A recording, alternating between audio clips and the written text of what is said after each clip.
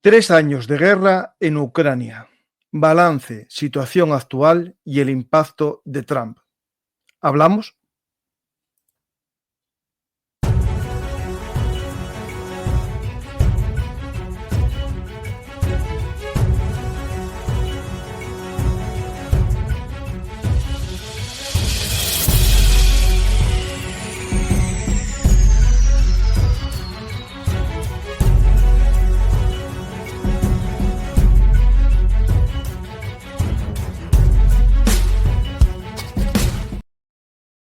Hola a todos.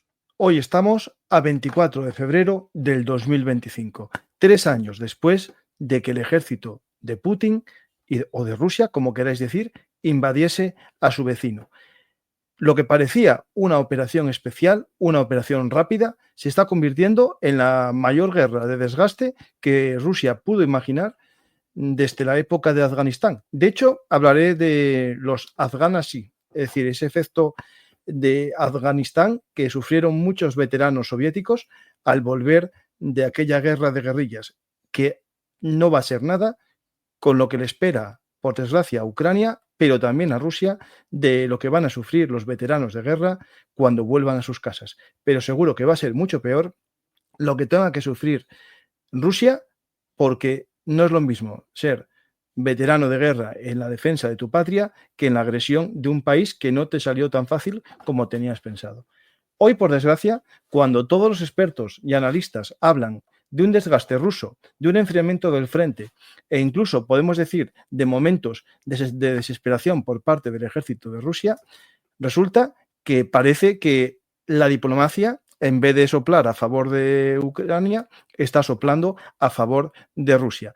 Pero bueno, como siempre, todo es mejorable y hay que ser positivos. Hoy tenemos varias cosas que son muy buena noticia, justo 3 años después de la guerra en Ucrania. Por ejemplo, gran parte de los dirigentes europeos en Kiev apoyan a Ucrania como un muro o una defensa de la Unión Europea. Y, por ejemplo, nuestro presidente aprueba la concesión de más de 1.000 millones de ayuda a Ucrania y otros países hacen lo mismo. Incluso en la reunión del G7 parece que había buenas noticias. Una reunión en la que Macron y también Trump están de forma virtual, pero varios representantes estaban en Kiev y otros se unen a esta reunión del G7. Poco se sabe, lo único que es verdad que Zelensky había dicho que había unas noticias muy interesantes y justo a la salida de esa reunión o después, Trump y sus representantes dicen que Rusia comienza a aceptar la posibilidad de la presencia de un ejército de paz de la Unión Europea en Ucrania, algo que hasta hace poco negaban. Por lo tanto, ¿por qué Rusia está deseosa de aceptar la paz? Porque puede ser que el desgaste ya sea más real de lo que nosotros hablamos y pensamos. En Rusia, 3 años después, la operación especial, pese a que muchos sigan diciendo que es una guerra victoriosa, el mapa de batalla no nos dice lo mismo. Tenemos en azul los territorios que había llegado a tomar el ejército ruso en los avances de los primeros días y los que perdió cuando Rusia decide hacer el repliegue estratégico al Donbass. Un repliegue tan estratégico que durante un año casi no hay avances en esa zona y se repliega el ejército, entra en shock debido a la gran defensa ucraniana en esos primeros días. En el verano también es una gran defensa que llevará a la expulsión en septiembre del 2022 de Rusia del territorio de Jersón y también de la zona oriental de Kharkiv, ¿no? Esa gran ofensiva que fue un éxito operativo por parte de Ucrania que aisló a parte del ejército ruso en la zona de Jersón y decidieron en un repliegue estratégico volverse a la orilla oriental del Dnieper. Pero también en la zona de Limán, en la zona de Kharkiv, en esa zona de Izium, hubo el gran expulsión de la bolsa rusa que quedaba en esa zona. Todo eso nos llevó a un escenario en el 2023 en el que Rusia estuvo a la defensiva tras las líneas Surovikin y Ucrania intentó en el verano esa ofensiva que no fue exitosa. Podemos decir que incluso fallida desde mi punto de vista porque olvidó que las capacidades de Ucrania no estaban para romper un frente claramente defendido, sino para hacer una operación indirecta, de aproximación indirecta, como harían posteriormente en el verano del 2024. Esa operación que sigue siendo un éxito desde el punto de vista propagandístico y desde el punto de vista de dispersión de las tropas rusas. Esta operación en Kursk sigue siendo a día de hoy algo que es difícil que expliquen los propagandistas y también, como no, el ejército ruso, cuando dijo en agosto del 2024 que iban a expulsar a los invasores y a los terroristas ucranianos de esa zona en menos de una semana. Llevamos ya 7 meses y todavía siguen los combatientes ucranianos luchando en territorio ruso. Y después analizaremos qué sucedió en el año 2024, un año que podemos decir que es un año de ofensiva rusa, el que lleva la iniciativa, salvo el caso de Kursk, es Rusia, pero no hay grandes avances territoriales. Aquí en el mapa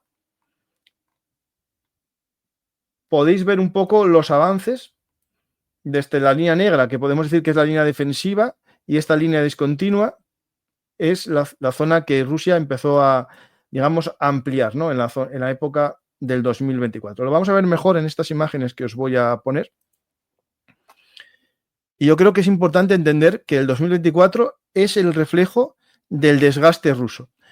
Rusia se desgasta porque está haciendo un constante ataque desde octubre del 2023 hasta más o menos, podemos decir, enero del 2025, que es cuando empieza a reducirse la capacidad rusa de avance. Y a día de hoy, en febrero, podemos decir que está hasta paralizada la capacidad de avance.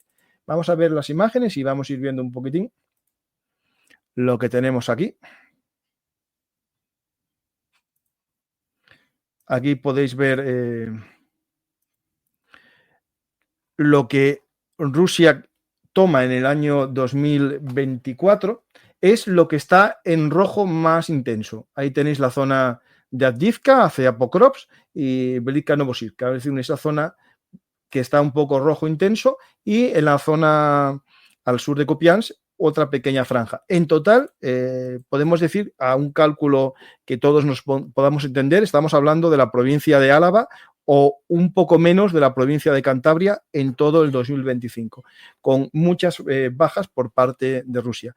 Se habla de bajas de más de 1.000 personas diarias. Por ejemplo, bajas, de más de 1.000 de media, y hubo picos intensos en octubre y noviembre de en torno a 1.600, 1.700 bajas diarias por parte de Rusia. Esto nos lleva a un desgaste que implica que Rusia comience a generalizar, como ya hablamos muchas veces, el uso de vehículos civiles, turistas, motos, empiece a emplear los buggies ya el año pasado, en el 2024 a principios, ya los Desert Cross, en el 2023 a finales vimos alguno, y a día de hoy ya empieza a emplear como medio logístico algo que hasta ahora podríamos decir que era casi una deducción, porque todas las imágenes que veíamos de este semoviente de logística 2.0 eran sin carga, ¿no? Pero ya tenemos la imagen que nos muestra que realmente fue entregado al ejército ruso como medio logístico. Esto es la prueba de hoy de este sistema logístico ruso, el burro famoso, que ya está empleado para transportar munición de mortero a las trincheras rusas, ¿no? Es decir, ya no es una fantasía, ya no es algo que nos hayamos inventado, esto ya es una realidad. El burro ya es un burro oficialmente de logística, y no es uno, son varios, y están orgullosos de ello, e incluso en la Duma lo defendieron. Hay un tema muy importante que es este desgaste, ¿no? Este desgaste ruso constante que nos lleva a cifras de muerte y destrucción por parte de Rusia muy grande, pero también nos lleva a un tema que es los veteranos de guerra y sus posibles problemas psicológicos y problemas también de enfado con el propio sistema debido al que nos viene ahora el problema de los minusválidos, las personas con problemática que van a producir problemas sociales en Rusia. Por lo tanto, vamos a ver cómo gestiona Rusia esto, porque puede ocasionar un problema que ya conocemos todos y hablaré después de ello. Pero bueno, tenemos este desgaste que ya somos conocedores y un poco así a grosso modo quería explicaros un poco más las campañas militares de Rusia en el 2024. Podemos decir que en el invierno de 2024 se avanzaron al menos unos 1.100 kilómetros cuadrados entre el 1 de septiembre y el 14 de noviembre, en comparación con los 387 kilómetros cuadrados que ocuparon en todo el 2023. Es decir, como yo os expliqué, en el 2023 Rusia no tuvo la ofensiva, pero en el 2024 sí. Y fueron 1.103 kilómetros cuadrados lo que se viene a capturar. Y se tomaron los principales logros de las fuerzas rusas, fueron las tomas de Avdiivka, Selidove, Vuhledar y Kurajove. Pero ninguna es una gran población que haya tenido más de 30.000 habitantes o 31.000 habitantes antes de la guerra. Según Oleksandr Sirski, hoy se mencionan unas cifras de 250.000 muertos rusos. Algo que en el programa que hice hace poco con Garat, él más o menos andaba en esa cifra también de 100.000 reconocidos, digamos, con su entierro, y el resto entran en esa horquilla de desaparecidos en combate y personas que no se reconoce quién son, porque por desgracia en esta guerra el uso intensivo de drones hace que muchas personas no sean reconocidas. Vimos vídeos de cómo desaparecen literalmente los soldados cuando les impacta un dron.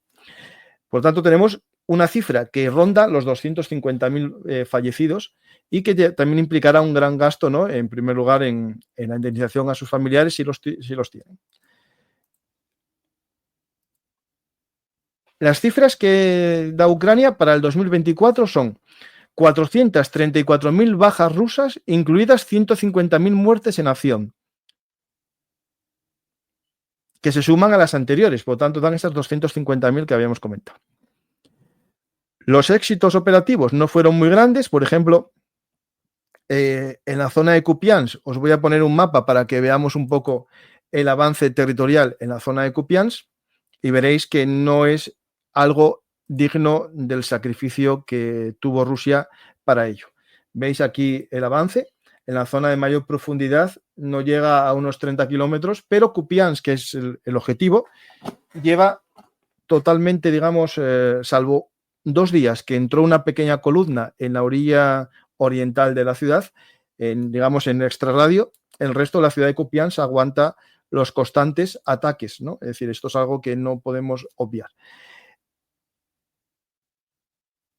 Y, por ejemplo, si nos vamos más abajo a la zona de Chasilyar, Bakhmut, podéis ver el avance ruso desde el 2023. Acordaros que en el 2023, en mayo del 2023, los hombres de Prigozhin toman la ciudad de Bakhmut y el único avance en esa zona fue intentar tomar Chasilyar, que está a menos de unos 7 kilómetros de la ciudad de Bakhmut, y no lograron tomarla completamente a día de hoy. Es decir, tenemos casi el mes de, o sea, más de 6 meses del mes del año 2023 y el año entero del 2024 y 2 meses del 2025. Eso nos lleva casi año y medio para que Rusia avanzase hasta Chasilyar y no logra todavía tomar el control completo de la ciudad.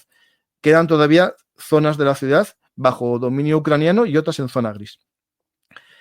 Seguimos con el mapa y vemos, por ejemplo, Toretsk. Toretsk es una ciudad que es cierto que hay un control en gran parte por parte de Rusia, pero hay una gran zona gris que se va moviendo y se va ampliando por semanas, en la que Ucrania muestra que el control de Rusia es muy precario en la zona norte de Toretsk. Y en esta zona podéis ver que el máxima ampliación no llegó a los 10 kilómetros de profundidad desde la frontera previa a 31 de diciembre del 2023. Es decir, lo que estamos viendo es el verdadero avance ruso en un año entero en el que aumentó su desgaste, murieron miles de soldados rusos para no lograr el gran avance. Estamos viendo cada vez más que Ucrania tiene poca infantería, es decir, fusileros, pero tiene un gran número de operadores de drones, que eso es lo que está convirtiendo esta guerra en una guerra de desgaste completo más bien para Rusia que para Ucrania, por la capacidad que tiene Ucrania de destruir las columnas rusas antes de que lleguen a la zona de combate, pero sobre todo, como ya os mostré en muchos vídeos en el canal de Historia en Frente de Batalla, acabar con las unidades rusas en la retaguardia cercana. Es decir, hay un radio de unos 15 kilómetros, 20 kilómetros, en los que los soldados ucranianos, operadores de drones, en primera línea, porque se acercan, al principio de la guerra estaban en la retaguardia, es decir, la retaguardia cercana, unos 2 kilómetros, 3 kilómetros de la línea de combate, ahora se acercan más para alargar la capacidad de los drones de ataque. Y ahí estamos hablando de que hay algún operador ucraniano que tiene contabilizados más de 420 bajas confirmadas mortales rusas y destruir más de 40 vehículos. Es decir, estamos hablando de una capacidad de aniquilación que jamás tuvo un infante. Es decir, un soldado de infantería, ni un francotirador casi en la Segunda Guerra Mundial tenía esas cifras que estamos hablando, porque no solamente se destruyen infantes, sino también vehículos. Por tanto, esta guerra implica que todo lo que quiera avanzar se está sometiendo a los ojos de los drones, pero también a las bombas de los drones, ¿no? Y eso es algo que hace que cada metro que estamos viendo aquí de avance, cada kilómetro, a Rusia le costó no solamente vidas, sino también vehículos. Y eso empieza a costar ya y a tener, digamos, una muesquita que hace que Rusia, aunque no lo quiera reconocer, muestre también símbolos de debilidad. Es decir, el hecho de que hasta hace poco negaba que hubiese tropas europeas en Ucrania, hoy ya parece que acepta que existan. Otra cosa es en qué condiciones van estas tropas y en qué condiciones Ucrania firme o no firme la paz. Es decir, Ucrania tiene que firmar cualquier paz que le pongan sobre la mesa. Ucrania tiene que aceptar cualquier cosa que le establezca Estados Unidos. Lo hablaremos ahora. Pero sobre el campo de batalla, 3 años después, la situación no es precaria para Ucrania. El frente jamás cayó. Se contuvieron los avances rusos. Por ejemplo, en este avance que se ve bien de la zona de Kurajove. La zona de Kurajove se tardaron 11 meses en llegar a Kurajove desde la zona del Donetsk. No porque no hubiese ataques, sino porque no se logró romper. Ahí en la zona de Donetsk es donde se empezó esta zona a usar los famosos carros de combate parrilleros o los carros de combate gallineros. Fue aquí, en la zona en dirección a Kurajove, porque cada vez que salían de la ciudad de Donetsk eran destruidos. Es decir, durante más de 11 meses se intentó. Una vez que cayó la ciudad, el avance ruso se frenó y hasta casi 2 meses después no lograron salir del extrarradio de Kurajove. Hoy, a día de hoy, ya podemos decir que ya cerraron ese entrante ucraniano en gran parte, pero todavía no está del todo cerrado, porque si vemos ahora las imágenes de los mapas, todavía en la zona de Kurajove,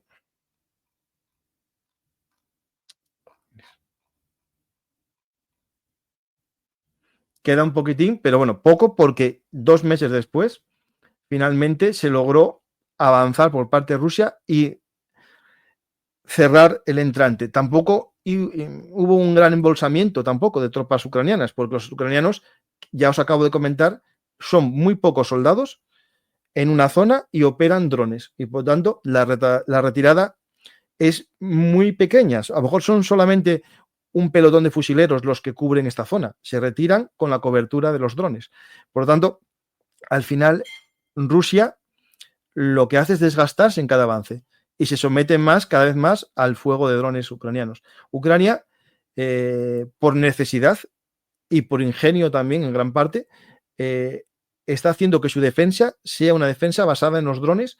La infantería es más bien escasa en el número de fusileros Yo creo que hay que seguir teniendo fusileros, no te puedes basar todo en la defensa de drones, pero Ucrania, con su capacidad industrial de más de 2 millones de drones al año, tiene una gran capacidad defensiva. Es decir, el coste de un dron ucraniano, si lo comparamos con un Switchblade estadounidense que tiene ese efecto kamikaze, puedes comprarte 50 y pico, 52, 54 drones low cost ucranianos frente a un Switchblade. El efecto, dirás, ¿es el mismo? No, es más, porque puedes destruir más vehículos que solo uno, ¿no? Al final, lo que quiero comentaros con todo esto es que esta guerra está yendo a otra fase en la que Ucrania, tras 3 años de resistencia heroica, se enfrenta a un problema que no tiene que ver exactamente con el campo de batalla. Es decir, lo que quieran decir unos no es verdad. Es decir, Ucrania no está siendo derrotada en el campo de batalla. Ucrania se enfrenta a un problema que tiene que ver en parte con su éxito, que fue el apoyo de los países de Europa, del entorno Unión Europea, países como Canadá, países como Japón y especialmente también el apoyo estadounidense en dinero, en armas y en tecnología.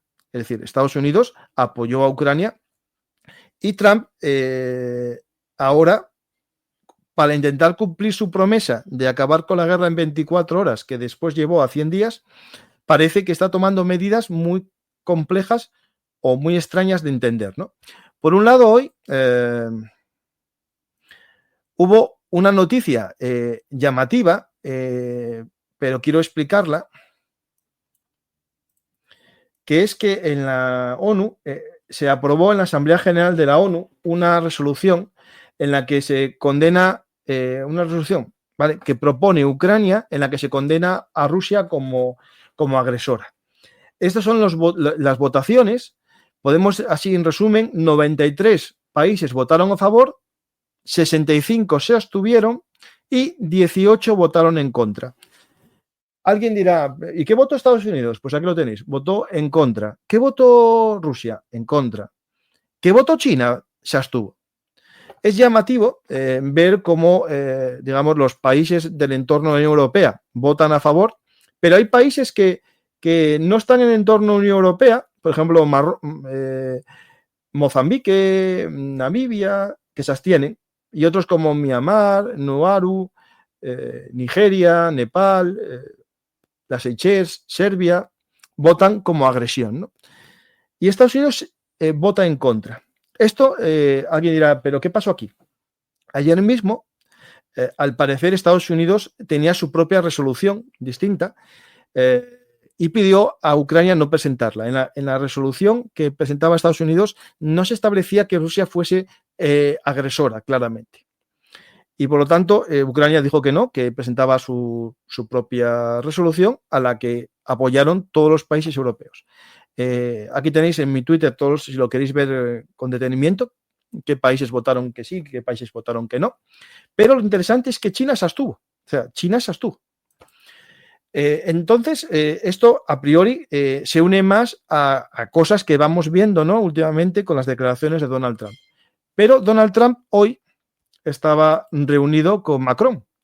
Al principio, y yo me hice eco de las primeras noticias, que a Macron le hicieron esperar en la puerta. Hay un tiempo, pitó el coche, no bajaba. Es decir, normalmente en cosas de protocolo, antes de que llegue el coche del visitante, el presidente ya está allí. Es decir, se le avisa para que llegue el coche a la vez que el presidente. Y no, tuvo que esperar Macron en el coche y finalmente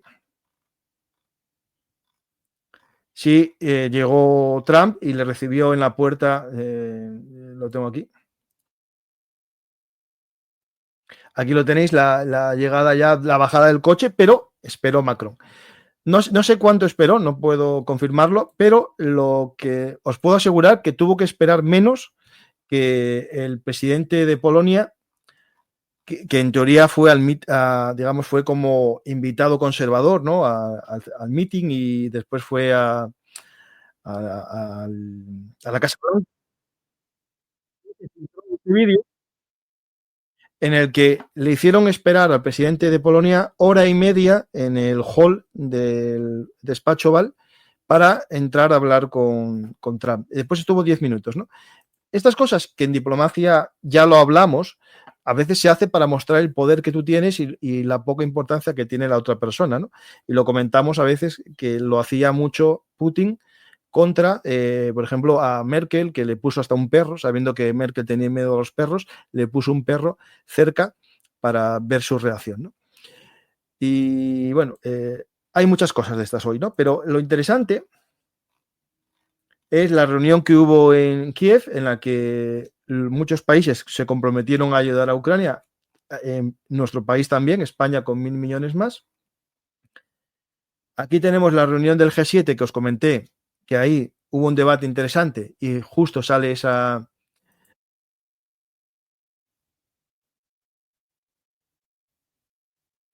Bueno, aquí está Sol, que es su último cargo, y ahora vendrá el demócrata cristiano, que es un, digamos, anti-invasión completo. Es verdad que trabajó en BlackRock como abogado, pero él ideológicamente defiende que Rusia invadió a Ucrania y está a favor de la entrega del Taurus. Por lo tanto, si esta guerra continúa y se prolonga, puede ser que veamos el famoso Taurus volar. El Taurus es el único arma, según los expertos, que puede destruir el puente de Kerch. Si es así, veremos una escalada más, una línea roja más que se pasa. Y Rusia puede que no haga nada porque su situación, salvo el arma nuclear, como ya hablé aquí con Garat, no tiene una, digamos, capacidad militar potente a día de hoy. Otra cosa es a un futuro cercano, ¿no? Es decir, a 5 años, 6 años, Rusia está implementando un sistema para que jamás el país deje de estar en una guerra constante. Es decir, esto os invito a leer, porque es mucho ahora explicarlo, pero os invito a leer este artículo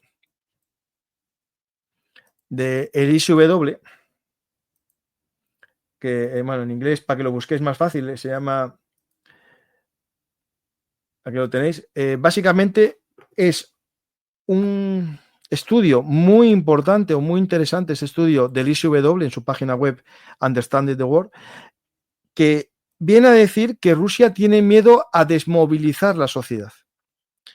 Y habla de la posibilidad del descontento por parte de los veteranos de guerra de las situaciones que se encuentren a posteriori. Es decir, en Estados Unidos, por ejemplo, una de las secretarías de Estado que más invierten o que más gasto tiene es la de los veteranos de guerra, ¿no? Es decir, Estados Unidos tiene que dar pensiones, tiene que dar dinero a los inválidos, a los incapacitados, ayuda psicológica. Y Estados Unidos incluso tiene problemas en la gestión del estrés postraumático de los veteranos de guerra. Rusia y previamente la Unión Soviética lo sufrió con el síndrome afgano. ¿Vale? Eso dio lugar a una figura que es el Afghasi, una especie del veterano de Afganistán, ¿no? Podemos decir, que llevó a problemáticas sociales muy grandes que a la hora del fin de la Unión Soviética se estudian por muchos como uno de los elementos fundamentales de la caída del régimen soviético, que fue el descontento de la población por parte o de la gestión de los veteranos de guerra de Afganistán. Tener en cuenta que el número de veteranos de guerra de Afganistán va a ser minúsculo con los heridos convalecientes y personas con estrés postraumático de la guerra de Ucrania.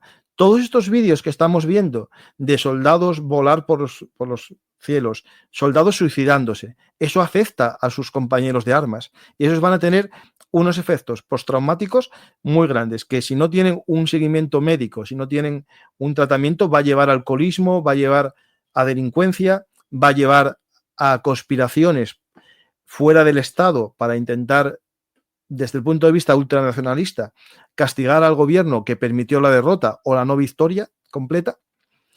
Y esto nos lleva a situaciones complejas. El gobierno de Putin lo intenta gestionar con lo que se llama oficialmente el día, o el año, perdonad, el año del veterano, el año del defensor de la madre patria, que es el nombre que tiene, digamos, todo este año, el año del defensor de la madre patria, en el que se intenta crear una figura que lo llaman tiempos de héroes. Es una especie de proyecto académico en el que se va a elegir a los veteranos más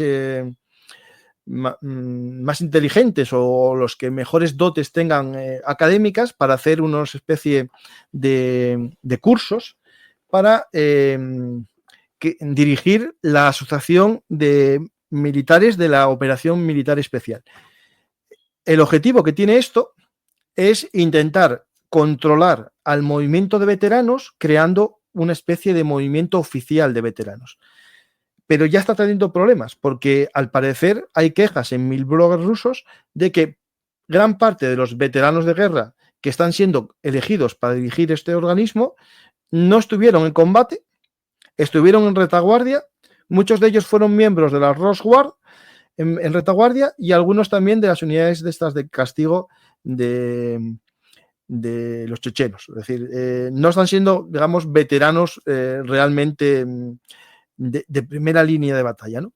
Pues esto de el Afganchi, que es el síndrome del veterano afgano, es una preocupación que tiene muy encima Rusia y por eso puede ser que tampoco le interese desmovilizar a esta gente, es decir, decir a todos, iros para casa y a vivir, porque se encontraría a una gran parte de la población que no tendría una entrada fácil en la vida civil y le es más fácil tenerlos eternamente en armas por una posible invasión de la OTAN de su territorio o tenerlos preparados para invadir ellos un país OTAN, ¿no? Es decir, Estonia, Letonia o Lituania, ¿no? Es decir, esto que os estoy diciendo es una de las causas por las que Rusia tiene difícil asumir una paz y lo tiene imposible asumir una paz devolviendo territorio a Ucrania. Eso lo expliqué muchas veces y por eso Estados Unidos tiene que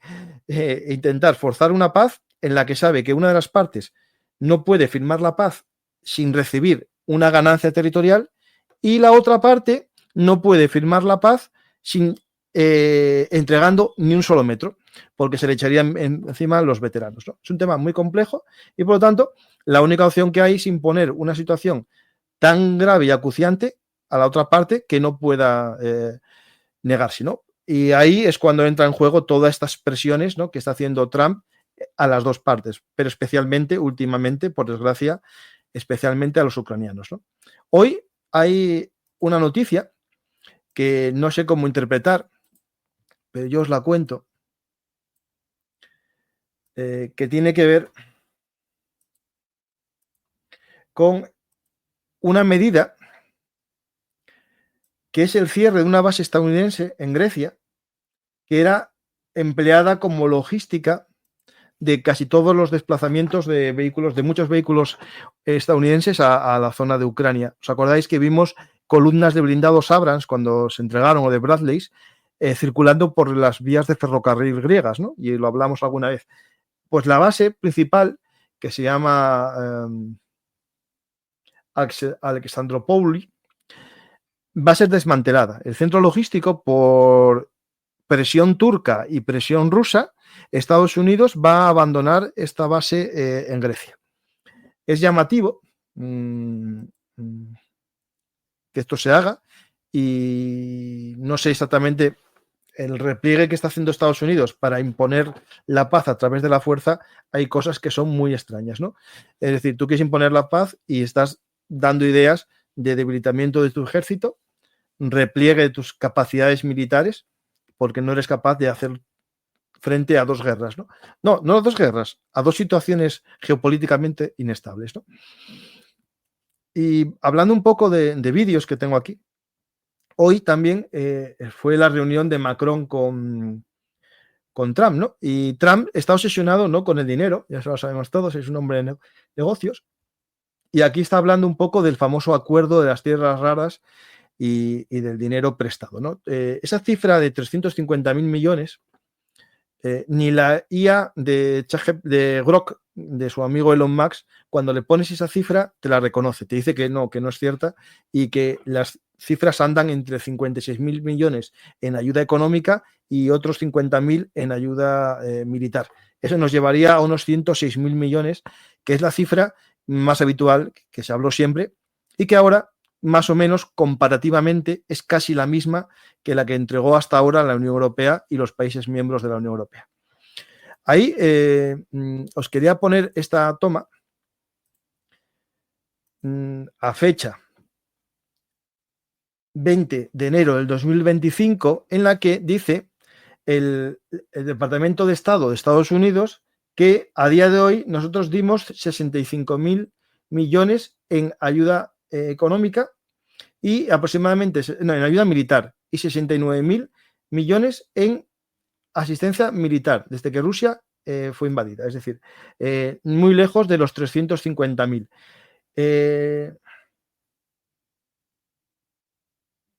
Y otros 27.000 millones de los stocks, ¿no?, de almacén, es decir, muy lejos de los 350.000 millones que comenta Trump. Aparte, ese plan de que antes de esta semana se firme la entrega de las materias primas ucranianas a Trump, lo hace con una verdad falsa, es decir, es una fake news completa. El hecho de que Biden dio dinero a Ucrania con préstamos que hay que devolver. No. Estados Unidos dio dinero a fondo perdido. El Congreso estadounidense aprobó fondos a fondo perdido y ahora él cambia las normas y quiere forzar a Ucrania a entregar sus materias primas. E incluso como es poco las tierras raras, ahora tiene que imponer la entrega de petróleo y gas. Voy a poneros un vídeo en el que Macron responde al tema este.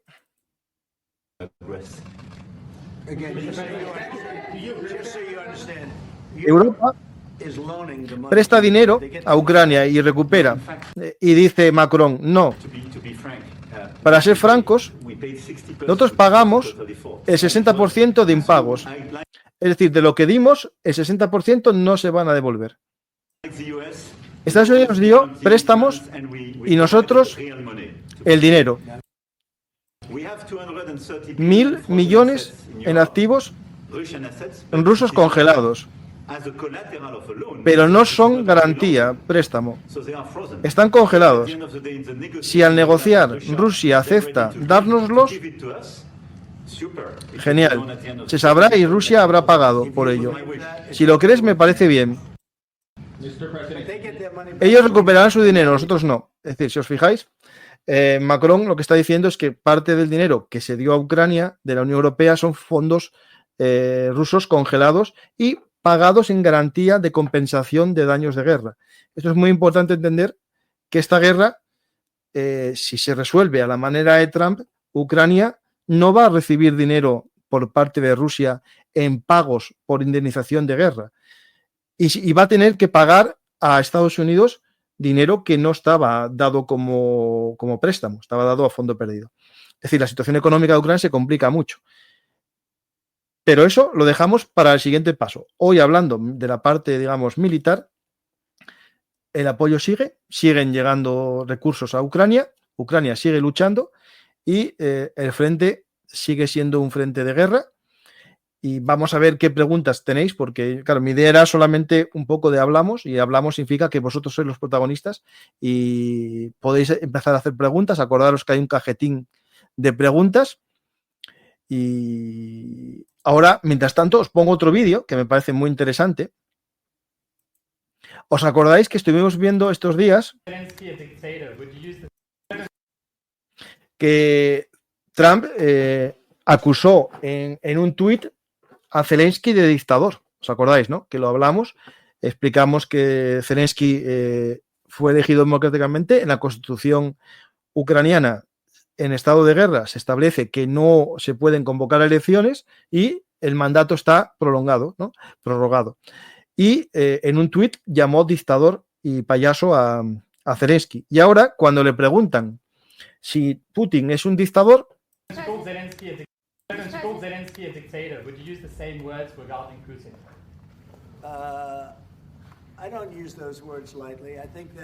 Dice, cuando le preguntan si piensas lo mismo de Vladimir Putin, dice, yo no uso esas palabras ligeramente. I think we have a chance of a really good settlement between various countries. And, you know, you're talking about Europe and you're talking about Ukraine as part of that whole situation. The other side has a lot of support also. So let's see how it all works out. It might work out. Look, you can never make up lives. The one thing you can make up the money, but you can't make up the lives. A lot of lives lost. I think probably a lot more lives than people are talking about. It's been a rough war, but I think we're close to getting it solved. Si os fijáis, al final, todo al final es money, money, money. Es decir, ¿dónde está Estados Unidos, el garante de la democracia, el garante de la libertad? No existe ideológicamente. Ahora solo es money, money, back the money, please.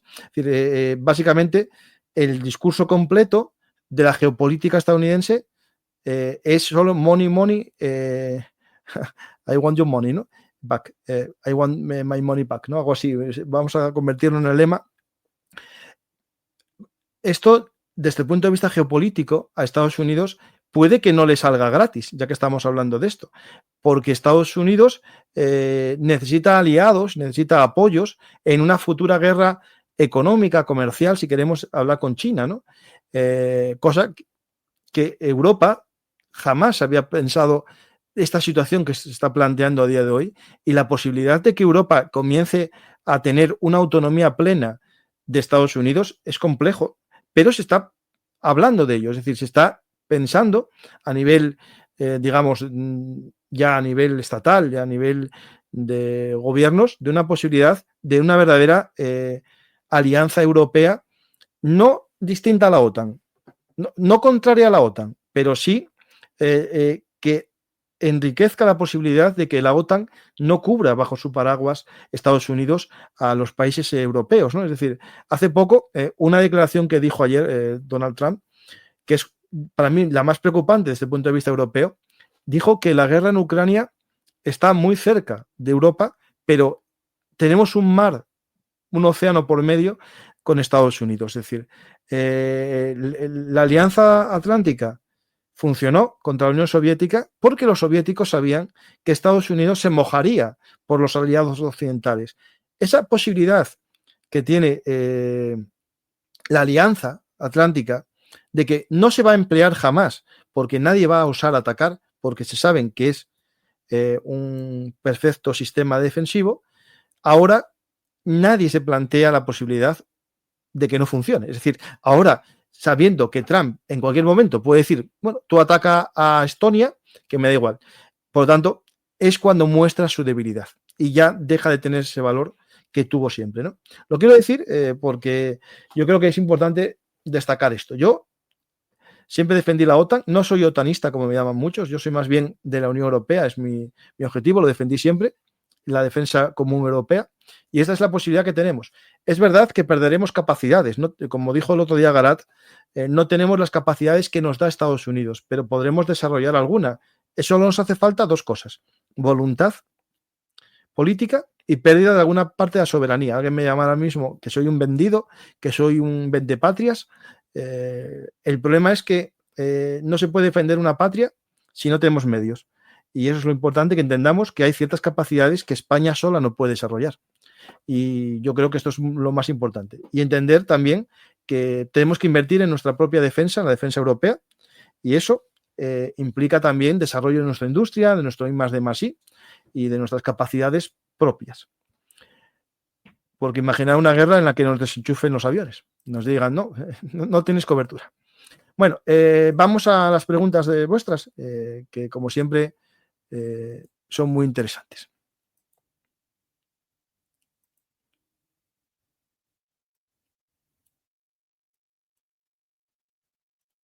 A ver si puedo poner aquí las preguntitas. No se ven, ¿no?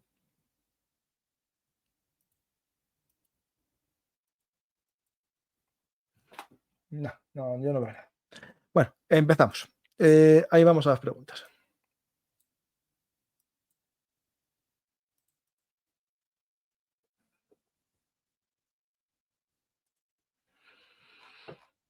¿Acaso a Churchill no le pasó un caso similar a Zelensky con la Segunda Guerra Mundial? Pues es que no entiendo esa pregunta.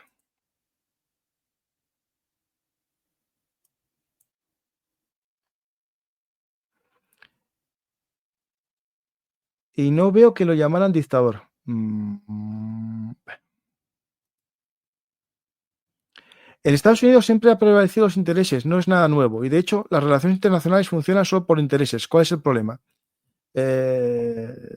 Ninguno, salvo que en teoría hay intereses que van por encima de lo económico. Es decir, hay intereses también políticos, ideológicos y alianzas y sistemas en los cuales lo económico se basa también en un sistema de valores comunes compartidos. El capitalismo, hasta no hace mucho, no era solamente money, money, money, money, era también el conjunto de valores occidentales que iban unidos al capitalismo, ¿no? Claro, desde que China se convierte en capitalista y es una dictadura masiva y en masa, pues no hay problema ninguno. Hay gente que justifica las dictaduras siempre que generen dinero, ¿no? Otros no lo hacemos. Espera un momento, algo me está pasando aquí.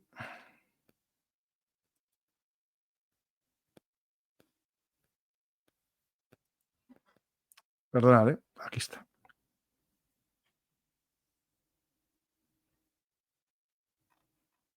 Francisco, ¿por qué nadie habla de las bajas ucranianas y sé de las rusas? Porque los ucranianos secuestran a los ciudadanos. A ver, como dijo Garat, yo no soy objetivo. Yo soy objetivo, no soy imparcial. Y es lo que yo baso. Es decir, esto es una guerra en la que los medios de comunicación son un arma de guerra. Y los que son o somos pro-ucranianos no vamos a hacer juego a las fuentes rusas. Es decir, las fuentes rusas hablan de unos muertos que tampoco son reales. Yo, las fuentes más fiables, teniendo en cuenta las máximas militares de la historia, si Rusia es la que ataca y Ucrania es la que se defiende, siempre va a tener más muertos el atacante. Se habla de 250.000 muertos rusos y unos 75.000 o 80.000 ucranianos. Me parece una fuente fiable. Después estáis con lo de secuestrar. A ver. Hay una gran diferencia. Rusia hizo un llamado a reservistas en el 2022 y cuando llamó a los reservistas los cogió forzosamente y iba por las casas entregando sobres de llamado a filas. Rusia, como eso no le interesa ya, porque en el 2022 lo hizo porque estaba cayéndose el frente en Gerson y en Izium, necesitó frenar la caída. Y cogió a los 300.000 o 400.000, 390.000, si no recuerdo mal, reservistas en septiembre del 2022. A partir de ese momento, lo que está haciendo es llamamiento de contracting, ¿no? Es decir, de personas que van a cambio de un dinero a servir al ejército ruso.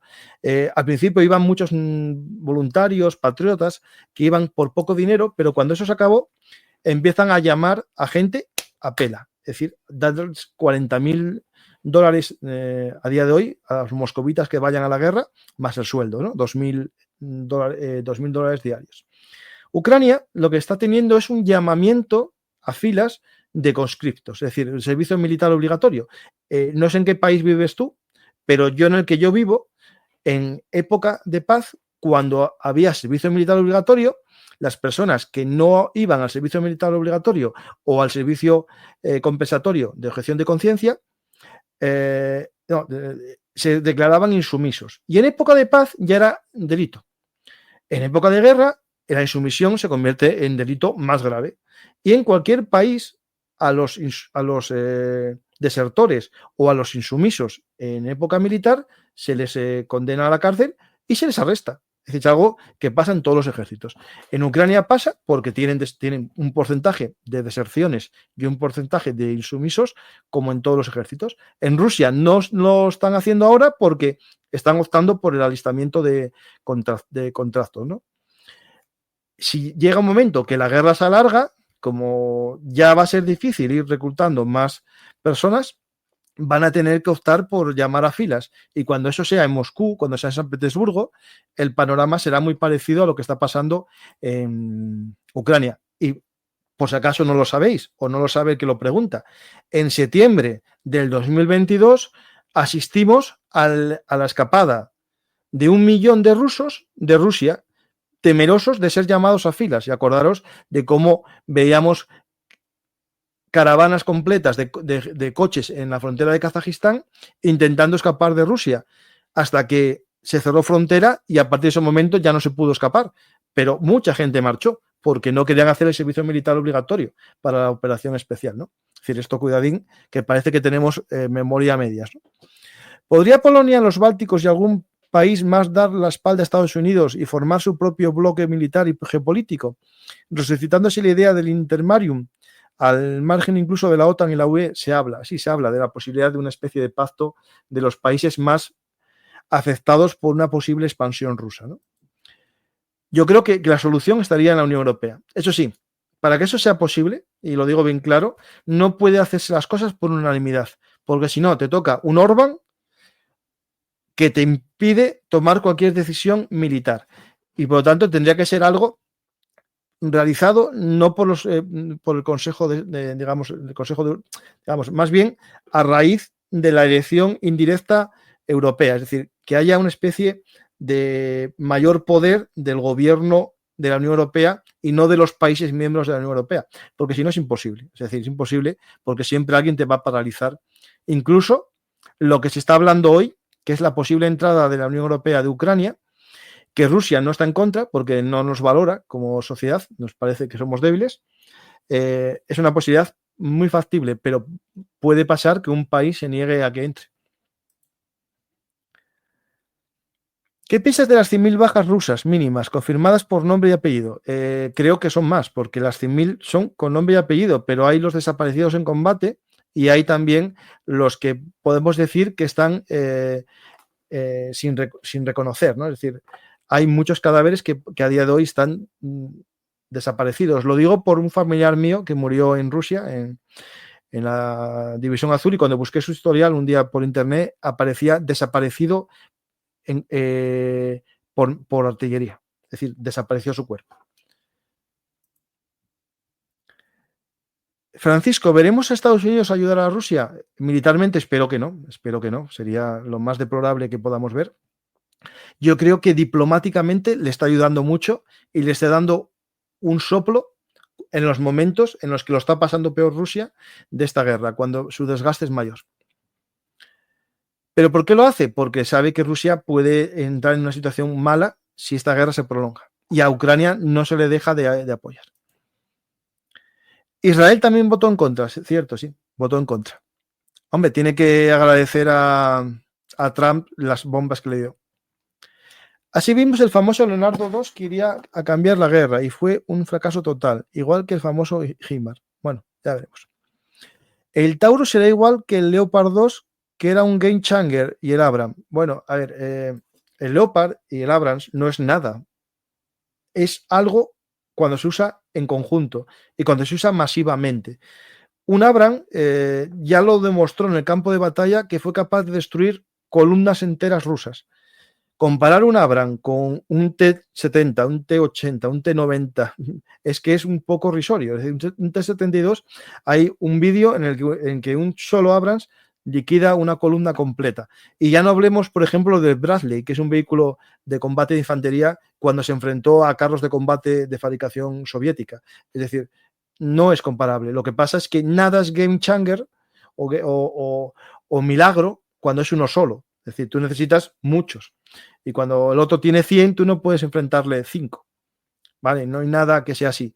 Eso sí, la pregunta a esa persona que confía tanto en los medios rusos, ¿por qué los ucranianos van dentro de los vehículos blindados occidentales y van fuera de los vehículos de fabricación soviética? ¿O por qué los rusos prefieren ir encima de sus blindados cubiertos con un tendejón de chapa que ir en el interior de un blindado? Cuando me des respuesta a esa pregunta de una forma que no sea porque no se fían de los vehículos soviéticos, me tienes que justificar mucho eso, porque los ucranianos dentro de los Bradley van, dentro de los M113 van dentro de los vehículos de los MRAP, van felices dentro de un MRAP. Y yo no vi a ningún ruso ir feliz dentro de sus vehículos. Por lo tanto, algo hay cuando se bendice el agua. Sigo censurado en el chat. Bueno, algo pasaría, ¿no? Yo no sé, yo no sé. Yo si quieres te puedo dejar de ocultar, Sangesu, te doy una oportunidad. Si te vuelven a vetar, por algo sería. Hola, has hablado de las bajas rusas. ¿Sabes algo de los ucranianos? Ya lo conté. Paco, ¿el presidente de USA podría revocar una acción del ejército americano dentro de las acciones de la OTAN? Sí, sí, sí, sí, sí, sí. A Zelensky, a ver, esto es complicado porque Estados Unidos, a ver, se compromete en la OTAN con acuerdos unánimes, por ejemplo, un despliegue en Estonia, ¿no? Es un acuerdo de la OTAN. Pero claro, un país se puede salir de forma unilateral. Quedas muy mal en cuanto a tus aliados y casi sería una muestra del abandono, ¿no? A su suerte de la OTAN. Paco, ¿crees que se refiere a que durante la Segunda Guerra Mundial en Inglaterra no hubo elecciones? No, a ver, en Inglaterra no hubo elecciones porque no hubo hasta el 45, del 36, si no recuerdo mal, al 45. Y bueno, no pasó nada, pues estaban en estado de guerra, estaban siendo bombardeados día y noche.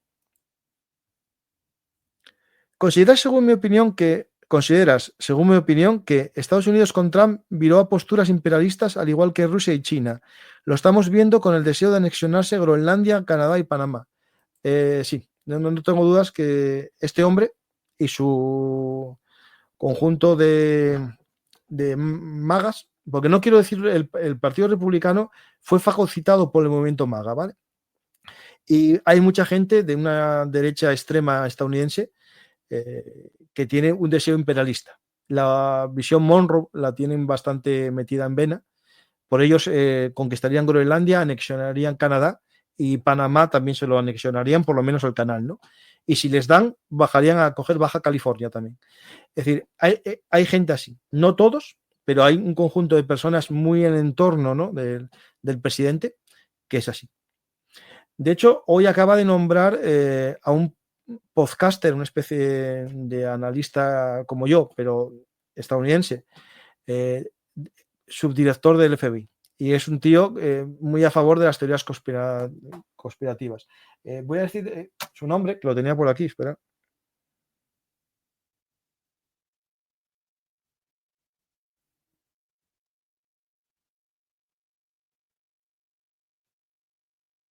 Dan Bongino.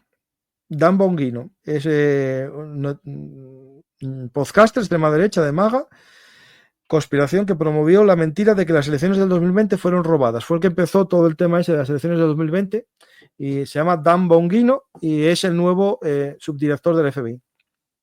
O sea, tengo posibilidades de llegar a algo. Hola Francisco, ¿qué opinas de la propuesta de Zelensky de renunciar a cambio de que Ucrania entre a la OTAN? Bueno, pues a ver, si él ama a su país y él cree que es el culpable de que no entre, pues la verdad es una solución muy elogiable que él se eche a un lado para que su país se salve. La verdad que no lo hacen todos los políticos eso. Podrían aprender muchos. Putin, yo creo que a Trump no hay que hacerle caso con sus amenazas de agresión. Son parte de un chantaje para extraer riquezas de los demás países. Bueno, pero eso no absuelve el pecado.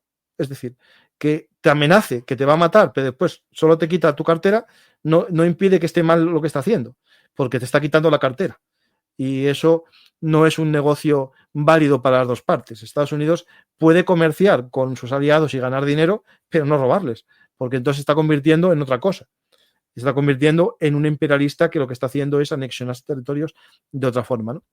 Me da mucho miedo, la verdad. ¿eh? A mí me da esto mucho miedo por el futuro. Todos sabemos, especialmente los militares de alta graduación, que el ejército europeo hoy por hoy es pura utopía. Sí, sí, lo estamos hablando y lo habló Garat. Es muy difícil. Si alguna vez hubiera una unión política, tal vez. Pero esto no está en la agenda. A ver, yo ya dije y lo dije que no puede haber ejército europeo si no hay pérdida de soberanía. Y la pérdida de soberanía en España se votó que sí a la Constitución Europea, que establecía, bueno, una pérdida parcial. Pero hay países que no lo van a aceptar por ahora. Mira, hay un dato que lo tengo aquí.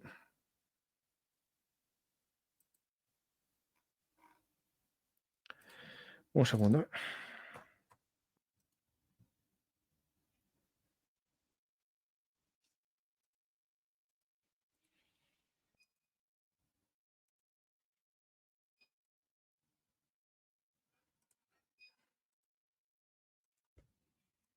Esto es del diario La Razón de hoy, de ayer, perdonad, y viene un poco lo que los españoles pensamos, ¿no?, en relación a esto, ¿no? La guerra de Ucrania. Si Rusia no se retira de Ucrania, la OTAN debería intervenir militarmente en ayuda. Muy de acuerdo, un 23% de los españoles, según la encuesta. Bastante de acuerdo, 28%. Ni de acuerdo, desacuerdo, un 21%. Bastante en desacuerdo, el 20%. Y muy en desacuerdo, el 14%.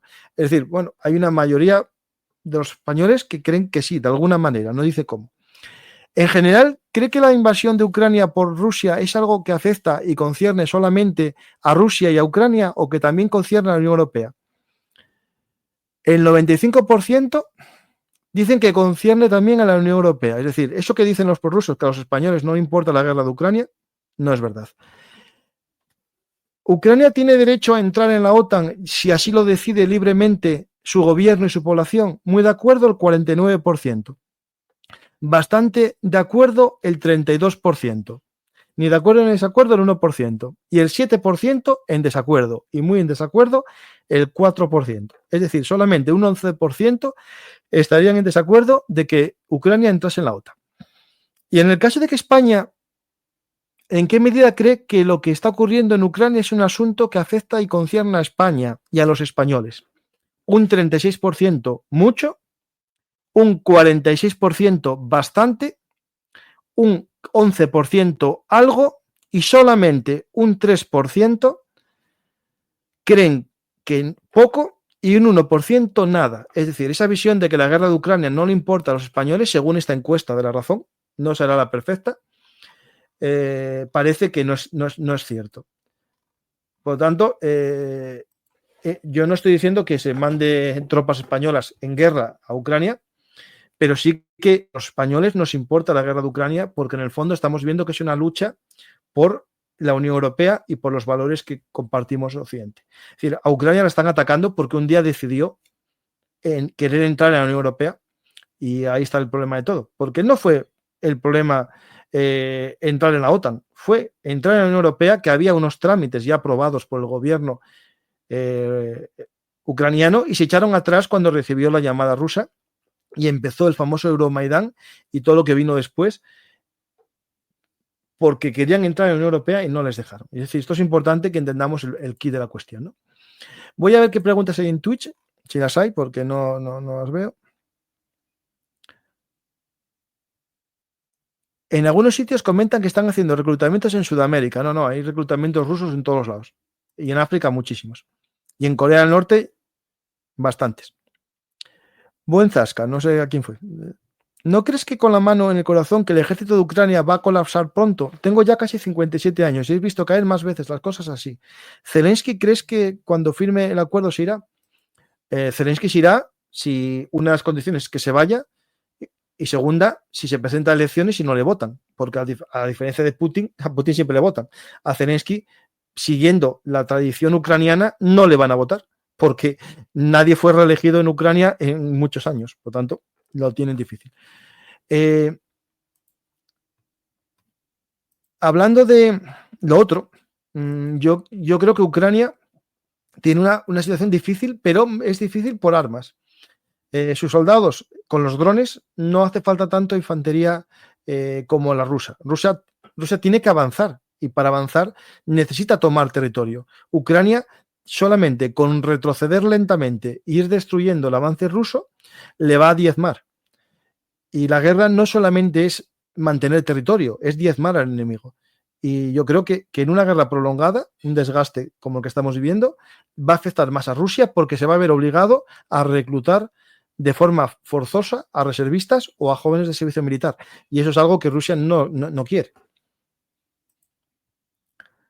¿No sería una opción crear un superejército ucraniano financiado por la Unión Europea con 1 millón de soldados más servicio militar para defender a Europa y a Ucrania? Sí, esa es la idea. Pero para eso haría falta una paz y de hecho se habló siempre. Es la idea de convertir a Ucrania en el Israel europeo, ¿no? En un hub de ideas de I+D+I, crear industria militar ucraniana y todo eso para defenderse de una futura guerra rusa, porque Rusia, como potencia imperialista, no va a aceptar jamás haber sido derrotada. y lo va a considerar un alto el fuego. Por eso Ucrania no acepta ninguna paz, aunque sea perdiendo territorio, si no hay una promesa de seguridad. Y Donald Trump quiere la paz, pero no quiere dar promesa de seguridad. Y la única promesa de seguridad que valdría sería la entrada en la OTAN de Ucrania y se acabaría el futuro conflicto. Pero no quiere darlo. Y Ucrania pide algo. ¿Quitar el Starlink de Ucrania o es un órdago para obligarle a negociar? ¿Qué alternativa tiene Ucrania? A ver, si le hacen esto es una gran trastada. Es una muestra de ya no de ir en contra de Ucrania, sino ir a favor de Rusia. El votante estadounidense habitual de Reagan y de Bush Jr. y de Bush padre y de la madre que los parió, a ver cómo justificarían en su mente que Estados Unidos ayude literalmente a Rusia. Quitar el Starlink es ayudar a Rusia. Estados Unidos quita el Starlink. ¿Hay algún medio parecido? Creo que hay una plataforma británica más pequeña que da cobertura satelital. Pero lo que teníamos que aprender ya, y esto ya sería ya, y hoy, es que Europa tendría que tener su red propia de satélites. No depender del GPS, tener nuestra propia red, pero alguien dice que ya la tenemos, es cierto, ya la tenemos, pero más. España, inteligentemente, ya tenemos un satélite de telecomunicaciones que cubre gran parte del mundo. Y en un año vamos a lanzar el segundo. Pero necesitamos la tecnología estadounidense. Estamos lanzándolo con la tecnología de Elon Musk. Pues habrá que seguir desarrollando nuestros proyectos europeos también para lanzarlo, ¿no? Es decir, creo que abandonar nuestra capacidad también europea, ¿no? El proyecto EASA, ¿no? La agencia europea, no podemos hacerlo. Tenemos que seguir defendiendo que Europa tenga cosas para no depender de un agente externo. Me da igual quién sea. De hecho, os recuerdo la polémica en Twitter entre Donald Trump y el comandante de la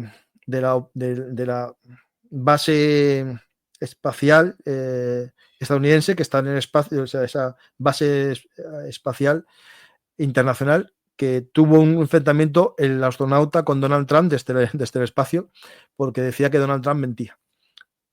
Buscarla, que es muy interesante.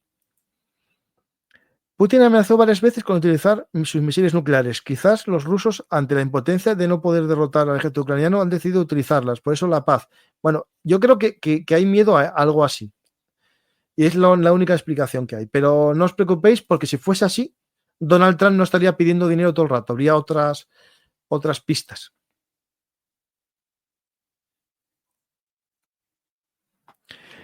Ya hemos dicho que... Bueno, la última pregunta.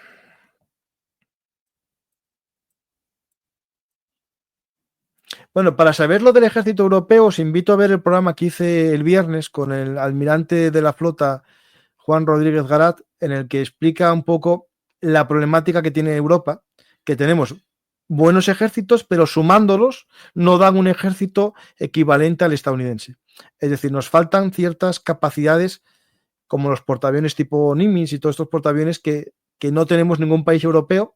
Y también lo más importante para él, y yo creo que es muy importante destacarlo, sería el paraguas nuclear de armas tácticas que no tiene Europa. Os invito a ver el programa con el almirante Garat. Estoy buscándolo aquí y no lo... Aquí está. Paz en Ucrania. Vale. Y bueno, una pregunta más y os lo dejo, que después este programa lo hice porque me lo pidieron los oyentes ayer. Me riñeron en el programa que estaba haciendo sobre la guerra civil estadounidense, la segunda batalla de Bull Run, y me riñeron. ¿No estás hablando de Ucrania? Dije, no, el lunes es el día 24 y voy a hablarlo hoy. Por lo tanto, hice este programa para cumplir una promesa de que tengo que hablar el día 24 del tercer año.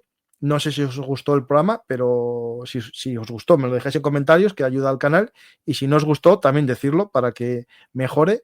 Y eso sí, no me pidáis que diga otras cosas, porque esto es lo que yo pienso. A mí no me paga nadie me sufraga. Nunca recibí del USAID, nunca recibí llamadas de ningún embajador. No me paga Rusia, no me paga nadie. Y digo lo que me apetece. Y si lo que me apetece no os gusta, el mundo es libre. Buscar lo que queráis, escuchar a quien queráis, pero nunca pidáis a otra persona pensar distinto. Podéis intentar convencerme, pero nunca obligarme a pensar distinto. Gracias a todos, a los habituales de Bellum Artis, un saludo. Os agradezco siempre vuestro apoyo, dando a me gusta, dejando un comentario y compartiendo los programas. Gracias a los mecenas por vuestro apoyo, como siempre, y gracias a los que enviáis algún cafetín ahí al PayPal, al Bizum. Gracias a todos. Y por desgracia, seguimos aquí hablando de la guerra de Ucrania, pero por suerte hablamos de que Ucrania resiste, que Ucrania lucha y que Ucrania no se deja doblegar por el poderoso. 3 años de guerra, una operación especial que ya se está convirtiendo en la operación especial más larga de la historia y puede que la menos exitosa. Gracias a todos y hasta la próxima oportunidad aquí en Bellum Artis, Actualidad Militar y Geopolítica.